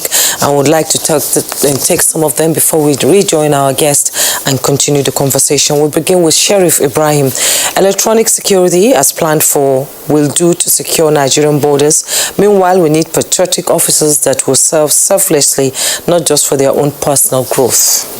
From Comrade Lingala, most of our borders are porous, where illegal activities are taking place. Government should improve on border patrol. Federal government should also construct good routes that will link the borders with other countries. And Mutano Farouk tweets, the porosity of Nigerian borders can be mitigated if the cost of production in Nigeria is lower than the cost of importation. Government should reduce the price of PMS, VAT, and the electricity tariff. These three things are ravaging Nigerians and their businesses. Hunger causes insecurity. Lamideji Morufu says open borders in full capacity and collect legal duty on every item legalized. It will increase revenues if holistically monitored. They must upgrade border policing digitally. And Leo Fadaka tweets, our borders can be secured if officers and men in charge are not compromised.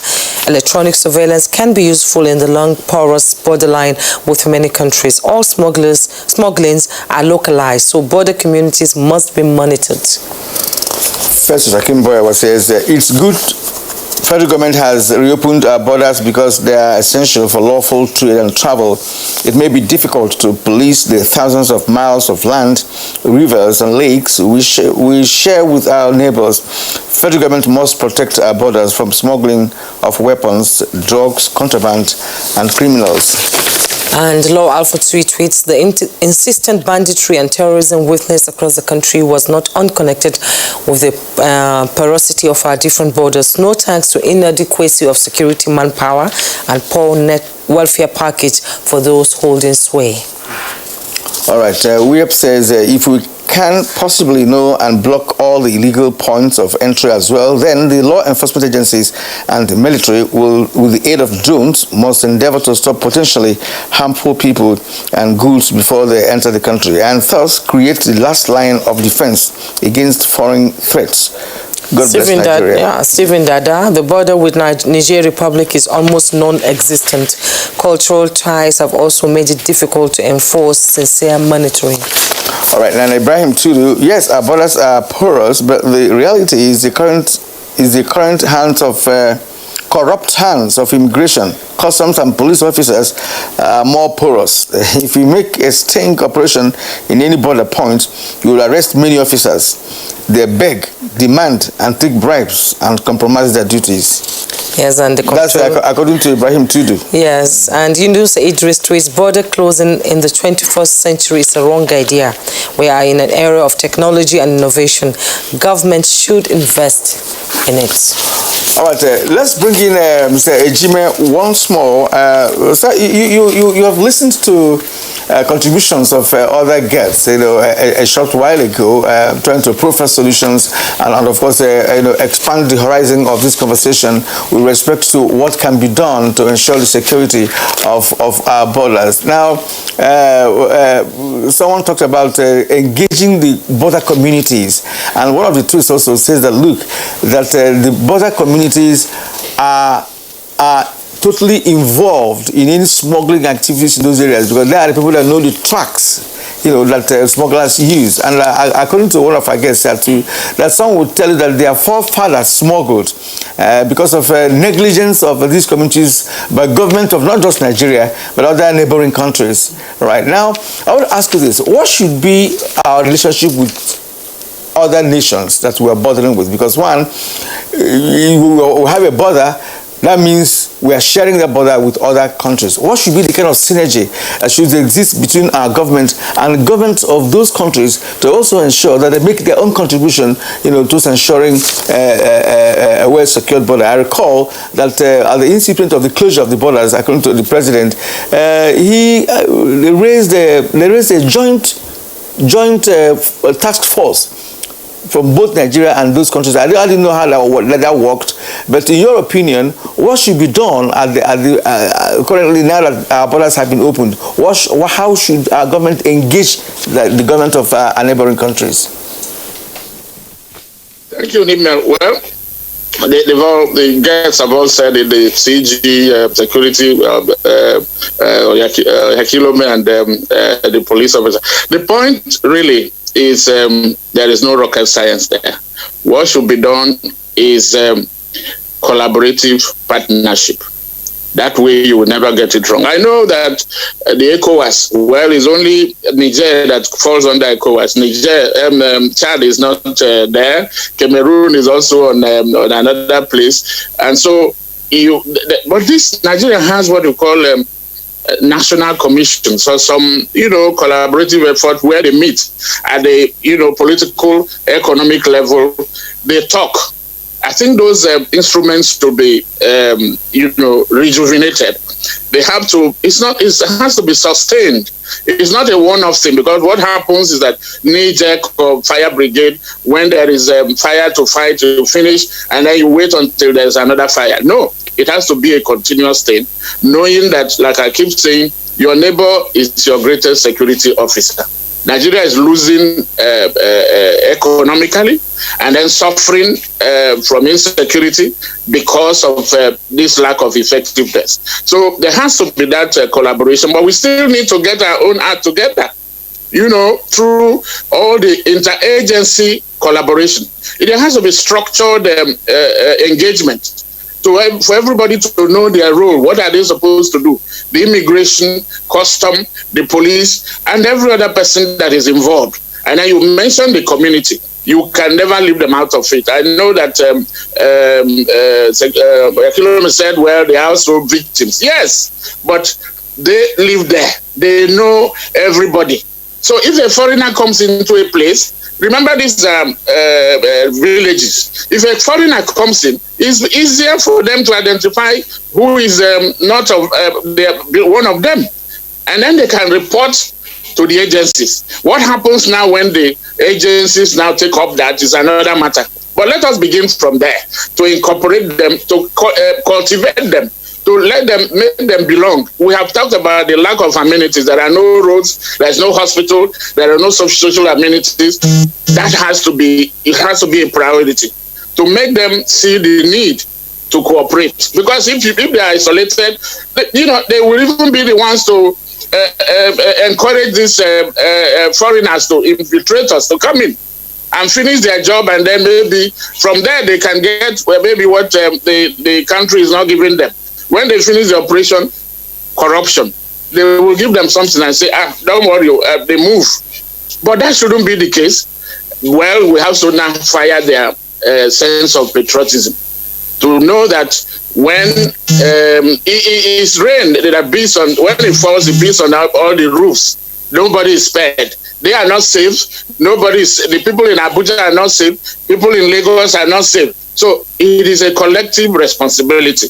So there has to be, now take up what you can call risk assessment, to know what is working and what is not working. SWOT, opportunities and challenge, weaknesses. Know which are the areas where they caught the immigration. They have done well in some places. How can they replicate that in other places? In these areas that are not, you can't man. I sympathize with them. They don't have the personnel or even the equipment to go around. But let them be effective in the areas where they are working, so they can now, graduate the gains, accumulate, consolidate on the gains that they have gotten, both at the airport, at the land borders, and then the sea. Remember, there is also the sea area, the Gulf of Guinea, where you have Equatorial Guinea and, Sao Tome and Principe. These are all, Nigeria has a land mass of 923,000 square kilometers. So it is a huge place. And so to man that, to be able to do a good job of it, requires the effectiveness of those who are, Yakum talked about employing more. Yes, you can do that. But remember what has happened with the civilian, task forces. We can't depend on task forces. We have to let those who are charged with the operation to do it by enabling them, empowering them. And they also to see the need that, they need to do their job. They have to do their job like every other person. They are paid to do it. Let them be, show example. Leadership, government should also, the empowerment will be with the welfare of these officers. And then we now ask questions for accountability. When anybody, there has to be reward and punishment. When you do well, you are rewarded, and you don't do well, there are consequences for actions. What happens is that there's a lot of impunity, from the top to the bottom. That is why things are not working. We have to take care of that, and then take care of collaboration and make sure that we get it right. We are blessed by the fact that we have a largest, in fact, Nigeria has 1.2 square kilometers. We have only 900, less than 1 million. And they are still surviving. So Nigeria can do it. With the resources that we have, let us manage it very well, effectively, to cover where we can cover. The area we can cover, we work towards using, I mentioned, artificial and human intelligence. Those are the things. E-border. It's all about being where you are, monitor things and be able, but you also need to go there. I heard the CG saying that when he went somewhere, he was, because they've never seen officials. That shouldn't be. And you expect those people to cooperate with you. They will let in criminals instead of cooperating with you if you isolate them. So there has to be that inclusiveness in the strategy for effective border management. I think I'll stop there. Mr. Paul Ejime, thank you. Would now like to join Dr. Ona Ekomo. And we've been talking about borders between Nigeria and other countries. Let's now come back to within the system, Nigerian system itself. Can you tell us about the current synergy between state and non-state actors involved in management of Nigeria's borders? Is it adequate? In your final thoughts, let's have that, please.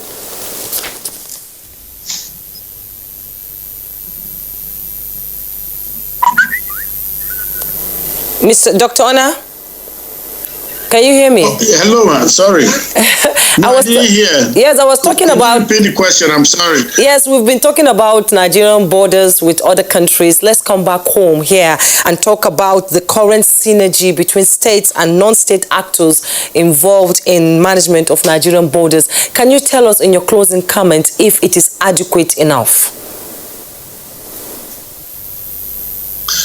Yeah, thank you very much. I think the civil society has to get involved in border management issues and become engaged with the immigration agency in this respect. They will be able to, they have capabilities to generate a lot of data, do quality assurance in terms of surveillance of what is going on with the border management, and then liaise with the immigration agency in terms of process improvements, improve effectiveness analysis. In fact, very importantly also cost effectiveness analysis, because I know that funding is obviously a big part of the problem here. I think there is a lot of room for CSOs that are engaged, that work in the immigration space, to work with NIS. And I believe, I remember in a previous program on this your own channel here, I think I don't know, the big guy of IOM, International Office of Migration, was on the program with myself and Mr. Babandede, and he commended the immigration agency in very vivid on how they've been able to collaborate with them. I think they were trying to launch some e-border initiatives at the time. And so I think this is something that needs to also happen is we need to get more Nigerian, not just these foreign NGOs that are domesticated here, but we also need to get Nigerian-based NGOs that are size, that are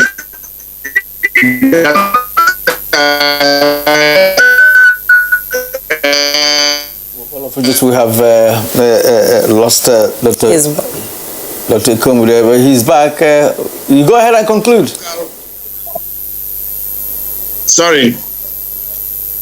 All right, thank you very much indeed, Dr. Ekomo. Now, back here, let's ask the Comptroller General of Nigerian Immigration to, of course, give us his closing thoughts on this matter. Of course, you have a lot of job on your hands, and we believe that with the strategies you have laid out here this morning, it does appear that your agency is doing something to, of course, to see how borders can be secured. First, it is important to work with the community. And I'm glad to say that in Katsina there is a model. I'm impressed with the move done by the Emir of Katsina, where he is reactivating the traditional system to assist law enforcement, including border, community. When the British came, they found an institution that was working. So they use it as indirect rule. But when we, the Africans who took over from the whites, we forgot those institutions, we only use them as museum to work. In the olden days, I know, in our society, the Meangwa, the man who lives in the rural community, knows every person who comes in. He knows. And he reports back up to the emir within a short time. It is difficult for you to have law enforcement posted from Kano to Lagos to understand things better than the man, than the Oba and the system on ground. So this system has been reactivated, like in Katsina. I've seen them inaugurated recently and it's working. So we too will continue to work with the traditional institution, with the local community to make sure we launch. The minister has tasked us already to launch a border community relation. But we cannot do it because of COVID-19. We wanted to bring all the members of the community to work with us to establish this, so we will do it. But we are consolidating, thanks to Dr. Ona, we are consolidating. The airports are secured in terms of mobility. We have installed equipment in the airports. Modern technology equipment are secured. We are moving to those conventional borders, establishing the Midas system. And by this year, we hope we shall be able to do more patrol, carrying mobile Midas, where when you come across person, you can take his biometric pictures and come and upload it into the system. I think that's the only solution that can assist in terms of securing the border. The men, training is key.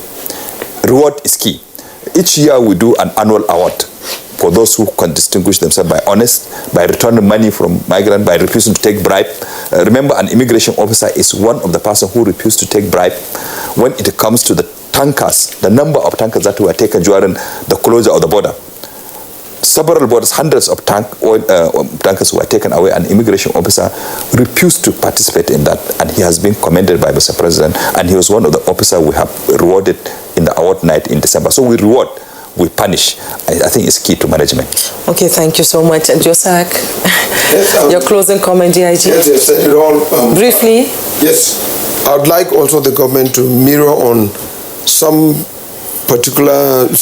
juggernauts whose responsibility is to plan, sponsor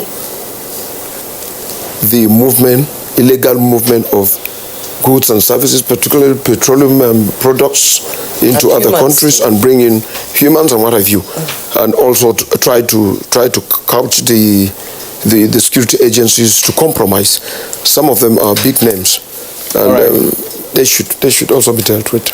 All right, at this point, we'd like to appreciate all our guests this morning on Good Morning Nigeria. First of all, Comptroller General, Nigerian Immigration Service, Mohammed Babandide, we appreciate you. Thank you indeed. And of course, the former Deputy Inspector General of Police in charge of operations, Habila Joshak. It's been a pleasure talking to you this morning. Thank you. General Vizium, President, Association of Industrial Security and Safety Operations of Nigeria, Dr. Ona Ekomu, and of course, Paul Ejime, an international affairs analyst. We appreciate your contributions and thank you so much for doing that. All right, at this point, we are concluding this edition of Good Morning Nigeria. My name is Kirian Umaira. Thank you for watching, and join us again tomorrow for another fresh edition of the Good Morning Show. And I'm Juma Yusuf. Thanks so much for joining us. Do have a great day, and please remember to stay safe.